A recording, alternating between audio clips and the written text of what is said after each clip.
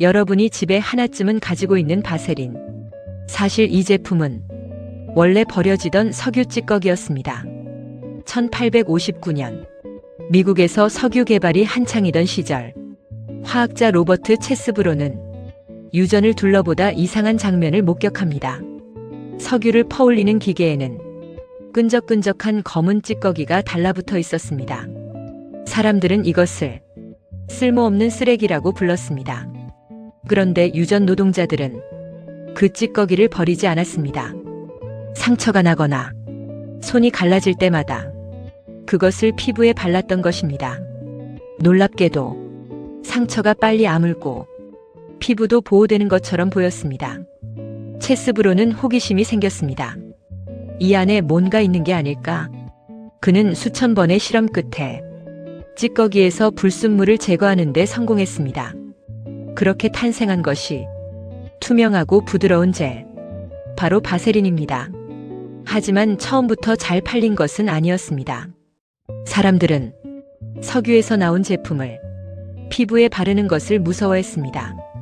체스브로는 포기하지 않았습니다. 거리로 직접 나가 일부러 자신의 피부를 칼로 살짝 베었습니다. 그리고 사람들 앞에서 바세린을 발랐습니다. 며칠 뒤 아문 상처를 다시 보여주며 효과를 직접 증명했습니다. 이 시연은 큰 화제가 되었고 사람들은 하나둘 바세린을 사기 시작했습니다. 결국 바세린은 전 세계에서 가장 유명한 피부 보호 제품이 되었고 150년이 넘은 지금도 수많은 가정에서 사용되고 있습니다. 버려지던 석유 찌꺼기. 누군가에게는 쓰레기였지만 한 사람에게는 세상을 바꿀 아이디어였습니다. 세상을 바꾸는 발견은 새로운 것을 만드는 것이 아니라 남들이 버린 것의 가치를 발견하는 것일지도 모릅니다. 매일 신발을 신고 가방을 열고 아이들 옷을 입힐 때마다 들리는 소리. 찍. 너무나 익숙한 이 소리. 그런데 이 발명품이 강아지 털에 붙은 가시 열매 하나에서 시작됐다는 사실 알고 계셨나요? 1941년 스위스의 젊은 엔지니어 조르주 드 메스트랄은 사냥을 마치고 반려견과 함께 집으로 돌아왔습니다.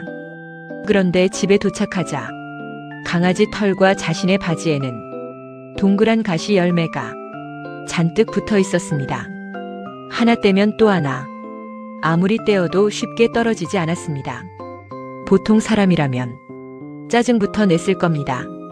하지만 그는 달랐습니다. 도대체 왜 이렇게 잘 붙는 걸까? 그는 현미경을 가져와 가시 열매를 자세히 들여다보았습니다. 그리고 놀라운 비밀을 발견합니다. 열매 끝마다 눈에 보이지 않을 만큼 작은 갈고리들이 수백 개나 달려 있었던 것입니다. 그 갈고리들이 천의 실과 동물의 털을 단단히 붙잡고 있었습니다. 그 순간 그의 머릿속에 번개처럼 아이디어가 떠올랐습니다. 이 원리를 그대로 만들 수 있다면? 하지만 생각보다 쉬운 일은 아니었습니다. 수없이 실패했고 사람들은 비웃었습니다. 자연을 흉내낸다고? 그런 물건을 누가 쓰겠어? 그는 포기하지 않았습니다. 무려 8년 동안 수천 번의 실험을 반복한 끝에 작은 갈고리와 부드러운 고리 구조를 이용한 새로운 잠금 장치를 완성했습니다. 그리고 프랑스어 벨루어와 크로셰를 합쳐 벨크로라는 이름을 붙였습니다. 처음에는 큰 관심을 받지 못했습니다. 하지만 시간이 흐르면서 우주 비행사들의 우주복에 사용됐고 군복과 등산 장비, 운동화와 아이들 신발, 병원 의료용품까지 세상 곳곳으로 퍼져나갔습니다. 이제 벨크로는 전 세계 사람들이 매일 사용하는 생활 필수품이 되었습니다. 오늘도 우리는 아무 생각 없이 찍 하고 붙이고 찍 하고 떼지만 세상을 바꾼 그 소리는 강아지 털에 붙은 작은 가시 열매를 그냥 지나치지 않았던 한 사람의 호기심에서 시작됐습니다. 위대한 발명은 거대한 연구실이 아니라 평범한 일상을 그냥 지나치지 않는 호기심에서 태어나는지도 모릅니다. 매일 아침 잠을 깨기 위해 가장 먼저 찾는 음료. 바로 커피입니다. 그런데 이 커피가 한 마리 염소 덕분에 세상에 알려졌다는 이야기 들어보셨나요? 시간은 약 9세기. 아프리카 에티오피아. 양치기 소년 칼디는 평소와 다른 광경을 보게 됩니다. 염소들이 붉은 열매를 먹은 뒤 갑자기 신이 난 듯 산을 뛰어다니기 시작한 것입니다. 밤이 되어도 지치지 않았고 평소처럼 잠도 자지 않았습니다. 이상하게 생각한 칼디는 자신도 그 열매를 먹어보았습니다. 그러자 놀라운 일이 일어났습니다. 몸이 가벼워지고 졸음이 사라졌으며 머리가 맑아지는 느낌이 들었습니다. 칼디는 이 신기한 열매를 들고 근처 수도원을 찾아갔습니다. 하지만 수도사들은 그 열매를 보자마자 말했습니다. 이건 사람을 홀리는 악마의 열매일지도 모른다. 그리고는 열매를 불 속에 던져버렸습니다. 그런데 바로 그 순간 수도원 안에 지금까지 맡아본 적 없는 진하고 고소한 향기가 퍼져나왔습니다.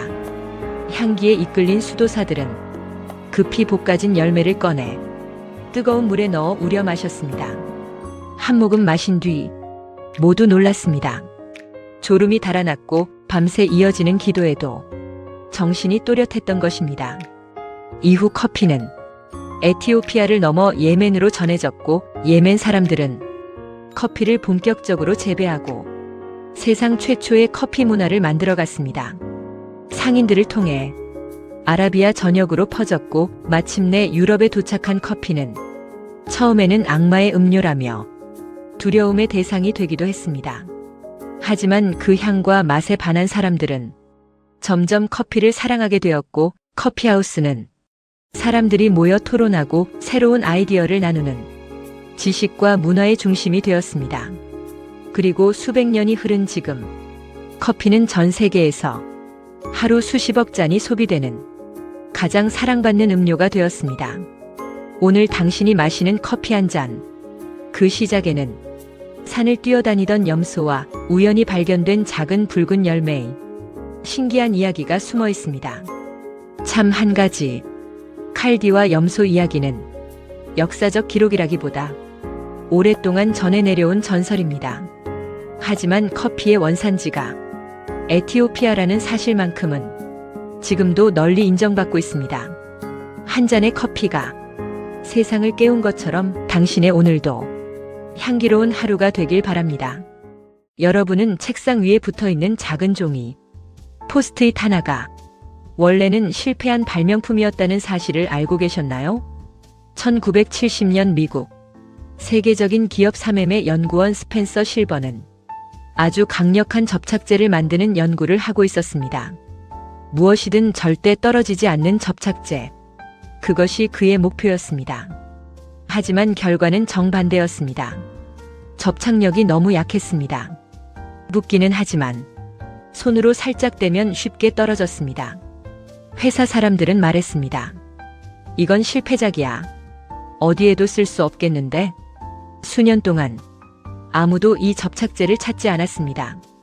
연구실 한쪽에 조용히 방치될 뿐이었습니다. 실버 역시 자신의 발명이 세상에 쓰일 거라고는 생각하지 못했습니다.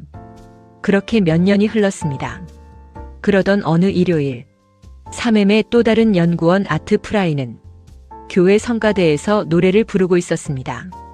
그는 성가집 사이에 책갈피를 꽂아두곤 했습니다. 하지만 노래를 부를 때마다 책갈피가 바닥으로 떨어졌습니다. 그 순간 그의 머릿속을 스쳐 지나간 것이 있었습니다. 잠깐, 그 약한 접착제를 쓰면 어떨까? 곧바로 종이 뒤에 실버가 만든 접착제를 발라보았습니다. 놀라운 일이 벌어졌습니다. 붙였다가 다시 떼어도 자국이 남지 않았습니다. 그리고 여러 번 붙여도 다시 사용할 수 있었습니다. 모두가 실패라고 했던 발명품이 세상에 없던 새로운 제품으로 탄생한 순간이었습니다. 하지만 여기서 끝이 아니었습니다. 처음에는 회사 안에서도 반응이 싸늘했습니다. 누가 이런 걸 사겠어? 메모지를 붙였다 떼는 사람이 얼마나 된다고. 결국 3M은 무료 샘플을 사람들에게 나눠주기로 했습니다. 그리고 예상치 못한 일이 벌어졌습니다. 한 번 써본 사람들은 다시는 포스트잇 없는 생활을 상상할 수 없었습니다. 주문이 폭발적으로 늘어났고 포스트잇은 전 세계 사무실과 학교, 가정에서 가장 많이 사용하는 문구가 되었습니다. 강한 접착제를 만들려던 연구. 모두가 실패라고 말했던 발명. 하지만 세상을 바꾼 것은 가장 강한 접착제가 아니라 가장 쉽게 떨어지는 접착제였습니다. 때로는 실패가 가장 위대한 성공의 시작이 되기도 합니다.